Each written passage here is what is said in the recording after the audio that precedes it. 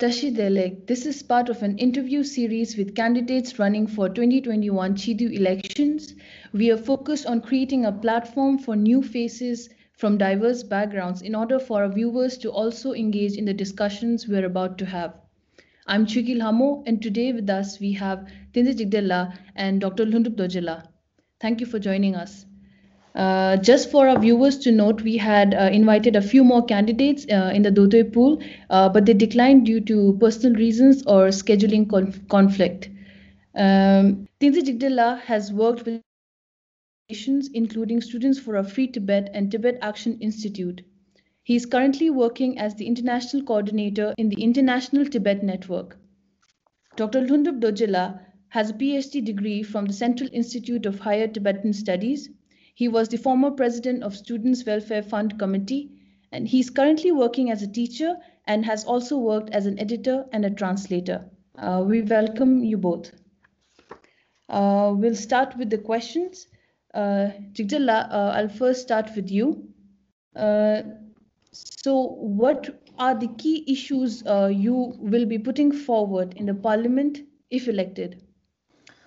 First of all, thank you, Payu, for having me here. And I also wanted to extend my best wishes and thanks to Dr. Lhundup Dojela as well. So obviously, I'm from a campaign background, so campaign will be one of my fortes and focus within the halls of the parliament. Now, having said that, I think there are a couple of issues that I have identified which perhaps could be categorized in two ways. One is catering to the exile diaspora, and the other one particularly or primarily focused on the movement itself. So within the exile diaspora, I think the focus could be on health, education, or empowerment and human resource management and democracy. And within the movement, we can identify its way to further strengthen the movement. So these are the areas that I have in my mind as of now. Thank you. Thank you, Jigdala. Lundupla, the same question goes to you. What are the key issues you want to put forth in the parliament if elected? Thank you so much for giving this opportunity for me. Before giving answer to your question, what I would like to make a clarification. One is that right now I'm not a doctor. Just recently I have been selected for PhD candidate. So now I'm doing researcher. That means I am a research candidate right now. As far as your question is concerned, that for me, I think I should have to focus on three areas. The first one is I would like to give a strong message to People's Republic of China because they do not recognize our CTA as a democratic as well as a lawful organization. So for me, I was born in a simple family. Still, I have very full support as well as freedom to stand as a candidate for this election. And then the second one is I would like to give focus on the preservation of Tibetan language because right now we are talking about our Tibetan issue. For me, I think that once we lose our language, then the identity of Tibetanness or the Tibetanness will be gone. So for me, what I think is that we should have to create an environment for the children where they can learn Tibetan starting from basic. Once we can render them basic knowledge for those growing Tibetan young children, then I think that they won't face any problem learning Tibetan language. Because these days there are many Tibetan youngsters who always say that Tibetan is very tough. So I think that we should have to change the learning system of Tibetan language. I think I should have to bring this issue to the parliament. And then the third point I would like to touch is that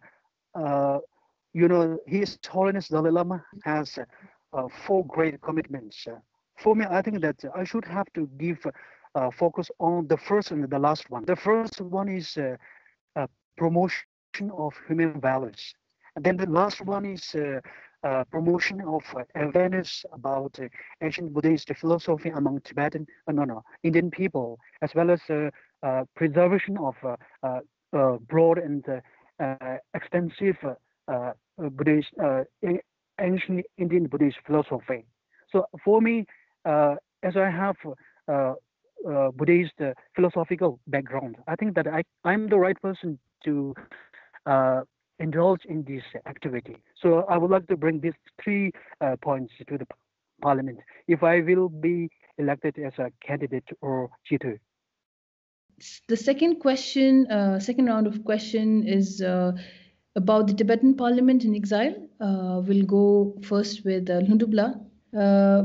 So many feel that the Tibetan Parliament in exile needs fundamental changes and restructuring to move ahead with changing circumstances. What do you think are some of the changes needed holistically or from your constituency's perspective? So for me, as I mentioned that I have touched on 3 points here. What I think is that in the parliament, they should talk about the preservation of Tibetan language.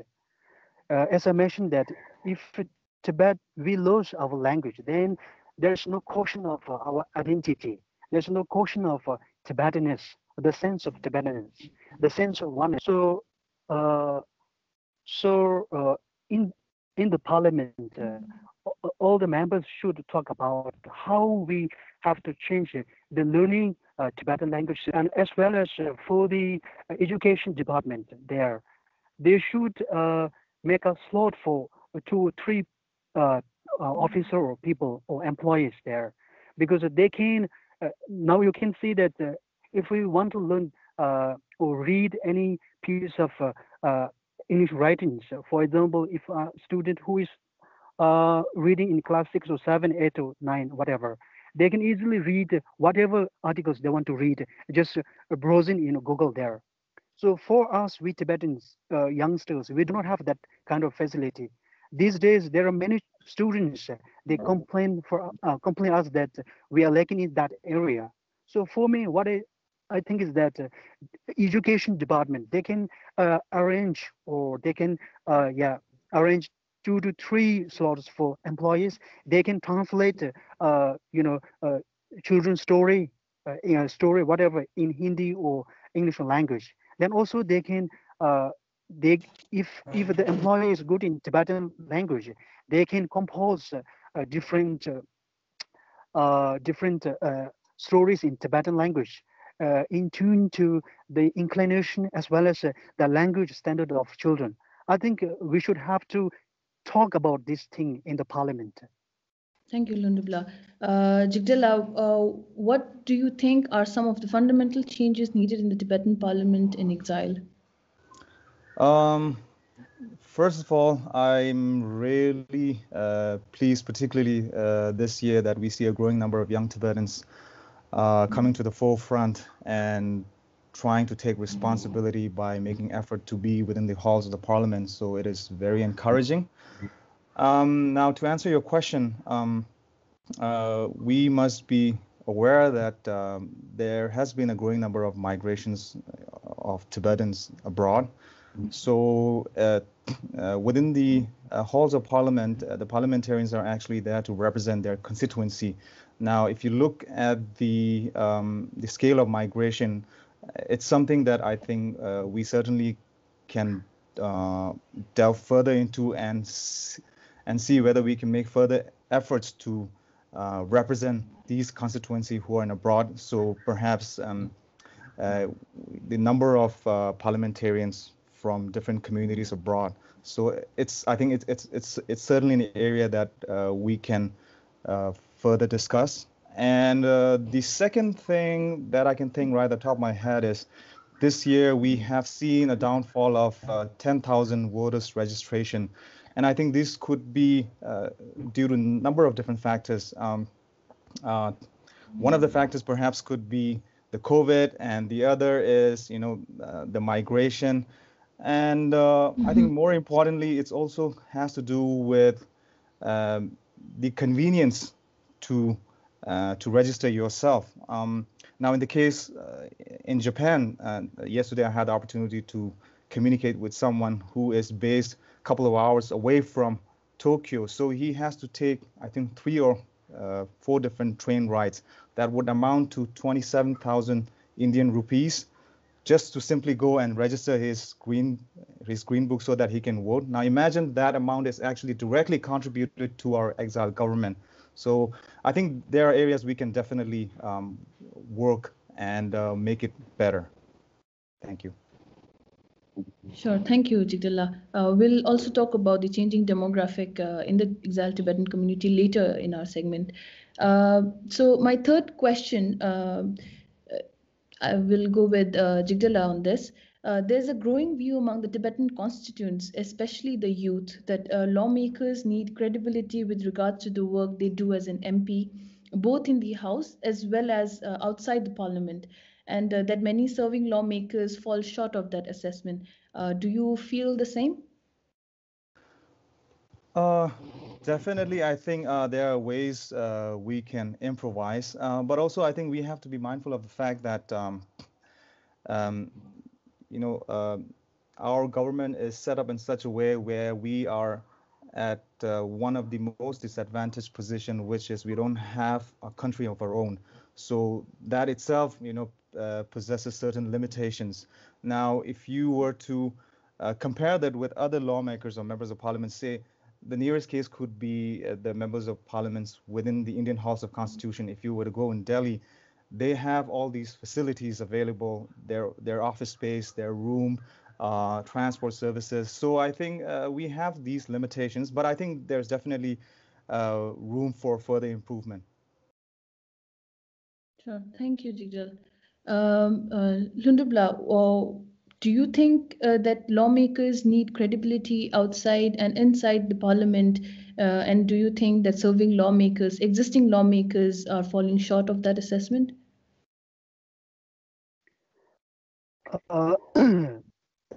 As for my awareness, or as for my knowledge, for me, I think the person who are in charge of lawmaking there, yeah, uh, they should have a qualified education. If they are lacking those kind of education, then uh, before appointing them as a lawmaker there, what we have to do is we should have to analyze their qualification. If they are lacking in those qualifications, then uh, we have to give them to uh, to to get trained in that area.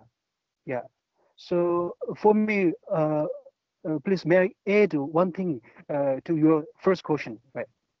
Uh, Oh, sure.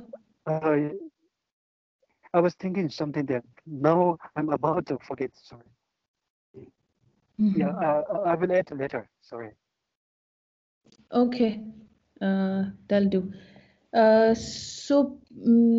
Lundubla, this question is for you. So, over the last few years, the Exile Tibetan community's unity has been affected by infighting, particularly along the lines of political stance, regionalism, and other divisive lines. This is clearly a problem. So, if elected, how do you think you'll address those issues? There is a very crucial point for me because for me, I never think about the secretariat as well as the provincial division there. For me, truly speaking, I would be satisfied if we can elect our Sichung from any province, as well as there are five, sects. I don't care if we can truly elect the right person there. This is what I normally think. Yeah, you are true that in our parliament there are some only representatives from three provinces.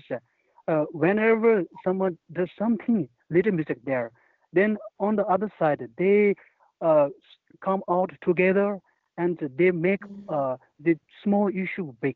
I think that is wrong. Their intention is totally make that person totally uh, uh, black, whatever we use term there. So what I think is that we should have to change that way of thinking there. Yeah, this is one thing I would like to say. And then the thing that I would like to add to your previous question is that, as I mentioned, that His Holiness Dalai Lama has four great commitments. The last one is the promotion of awareness about ancient Indian Buddhist philosophy, as well as the revival of that deep and extensive Buddhist philosophy. If we can implement these things, especially to young Indian educated people, then I think that the way they look at we Tibetan people refugee in India, it will be totally changed. That means it helps us to get, a stronger political support, as well as the common people's way of looking at us, and it can extend our living in extension of our year in India. Yeah, this is the point I would like to add to your previous. Okay, thank you, Lundabla. Jigdal, what do you think? Do you think that our community has been affected by infighting along the lines of regionalism, political stance, and what will be your solution if elected? I think this could be attributed to misunderstanding of unity, being misconstrued as uniformity. We Tibetans take ourselves, huge pride in calling ourselves exile, a democracy in exile. So when you say democracy, right, uh, people are very open about speaking of their rights. But when you speak about democracy, it's not just rights, it's rights and responsibilities. They go together. So perhaps that is why I think, responding to your very first question, when I said democracy, I think there is an area where we can make an effort in sensitizing people, generating more awareness on what actually democracy entails. And within the basic education policy of our Tibetan government in exile, there is a clause where uh, efforts are to be made within a primary level in encouraging young Tibetans to understand what exactly democracy entails. So I think, having a comprehensive view on that would certainly help. Thank you, Jigdala. My last question to both of you before we wrap up the interview is about the changing demographic of the exiled Tibetan community, which, as we all know, is becoming a reality. As more exiled Tibetans move to the West, the Tibetan culture as a whole, and particularly language, is endangered. How do you think we can mitigate that, Jigdal? Thank you, Chukila. I think that's a very important question, as Lhamo Dojila has raised earlier. Now, within abroad, we see a growing number of Tibetans migrating, but likewise, the Tibetans themselves have come together to form different civil society organizations, particularly Tibetan associations. And the Tibetan associations have a direct relation with the respective offices of Tibet, which are under the aegis of the Central Tibetan Administration. So over the past, Central Tibetan Administration or Tibetan government exile has made efforts to cater to these language programs, such as the weekend schools, by supporting textbooks, particularly crafted by the Department of Education. And I think perhaps the other way could also be because so much investment has already been invested within the structure, these structures that are available in the in exile, particularly in India. We have the monastic communication, the settlements, the government exile, the political NGOs. Perhaps there is a way where we can try to emulate a program that is similar to the Israel Birthright program, where young Tibetans who are born and brought up in abroad, we make an effort to bring them here in India, because this is the closest they can be next to Tibet. So already we have the environment and space where they can then actually engage within the communities, within the NGOs, within the Tibetan government exile, so that it also help inculcate their sense of identity much more effectively. Thank you. Sure, thank you, Jigdal. Hyundubla, you've already mentioned about the need to revive Tibetan culture in our community. How do you think you can mitigate to address this issue?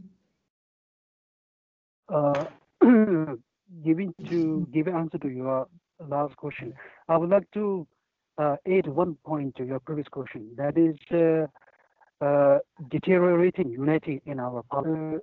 If we talk about democracy, then we people who are obliged to exercise our democracy, then we have two, sides. The first one is rights, and then on the other hand, we have duties there. So as Jidala said that due to miscommunication, misunderstanding in our society, maybe this is the one problem.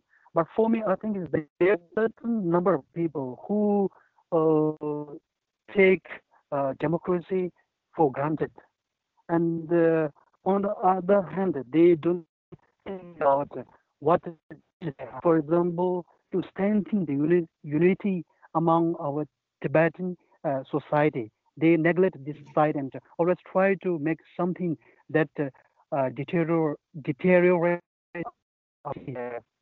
So if they will be elected what the candidate or parliamentarian in the parliament, then I should have to address this problem by communicating with those people personally or in person, and then we can dialogue to each other, and then we can come to a point where we can improve or enhance the unity in our society. This is I would like to add to your previous question. Then last to your question, recently in Switzerland there is a Serge Monastery's religious center there, and then they launched online teaching Tibetan language there. And right now, more than 100 students have registered for learning Tibetan language online there. So I think that there are certain number of centers who work on this thing in order to teach Tibetan language to those Tibetan children who are growing abroad. This is one way how we can impart Tibetan language knowledge to children there.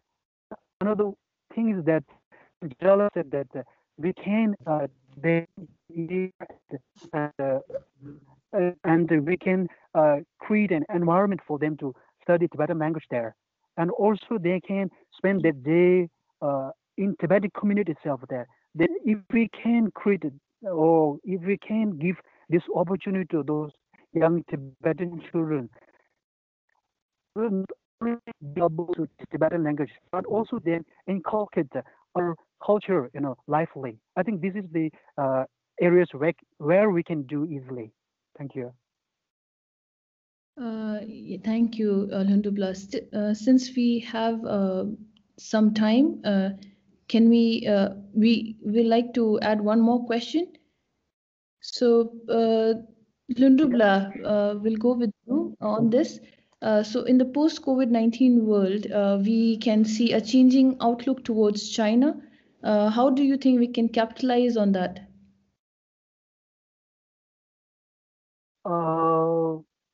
Yeah, this COVID-19 has not only made problem for to Tibetans. This has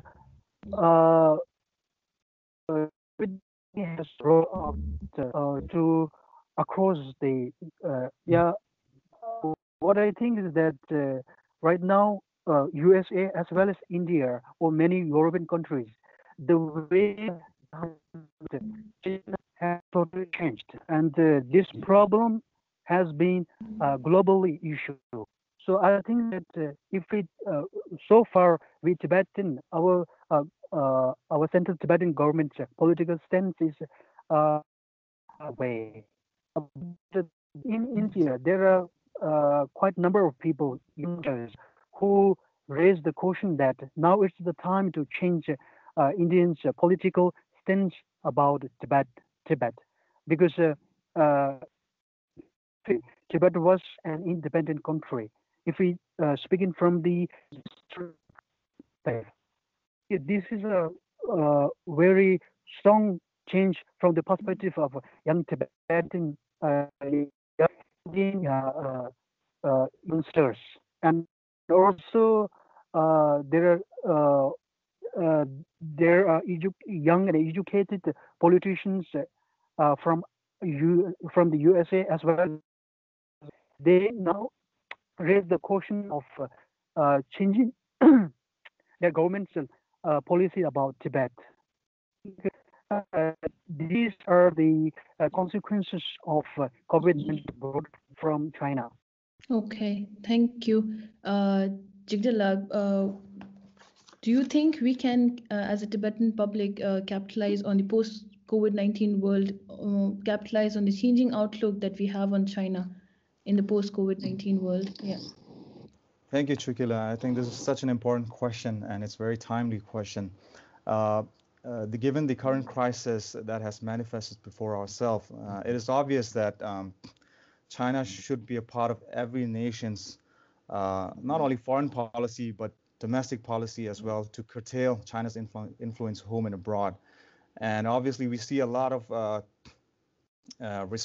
reactions from different world governments who are completely against China's influence at their doorsteps. Now, if I may further add, I think this has direct relevance to our movement. We should make a groundswell effort to build up or capitalize on our soft power.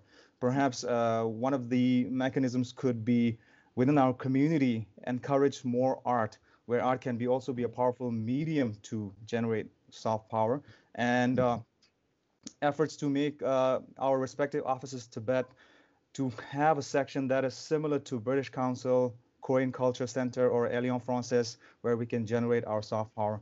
And I think, China always has a knack of something that is called one belt, one road, one world, one dream, one China policy. I think perhaps it is time where we have our one belt, one resistance within the coast of Southeastern Asia. And speaking of which, we have special coordinator for Tibet in the US. Why not make an effort within the spheres of, Taiwan and Japan? We already have a groundswell support for Tibet within the halls of these parliaments.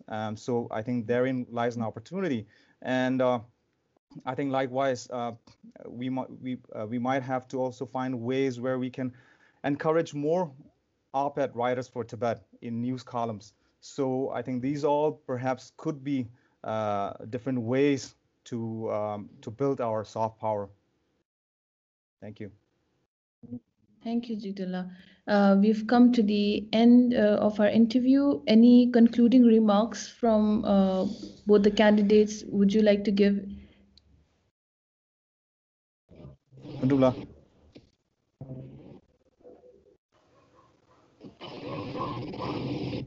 Yeah, Jidala, you can take.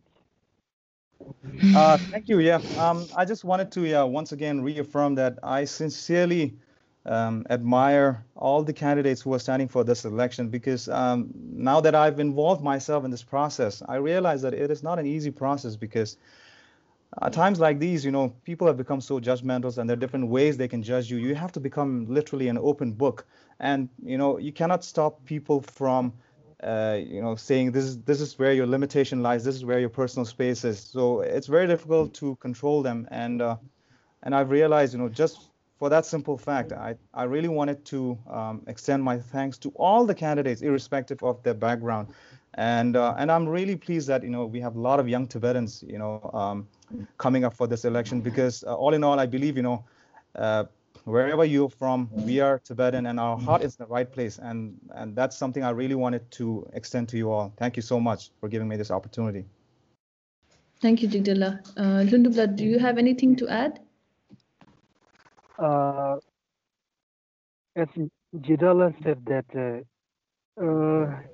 in this 2021 election, there are new, young as well as faces in the candidate. So I think this is a very encouraging for us. And now I would like to say that thank you for giving this opportunity because choosing the right candidate in our parliament is, I think, very crucial. So for that, there should be some platforms. The candidates or the participants should take opportunity and come from participation in interaction. So the voters or the community choose the right in election.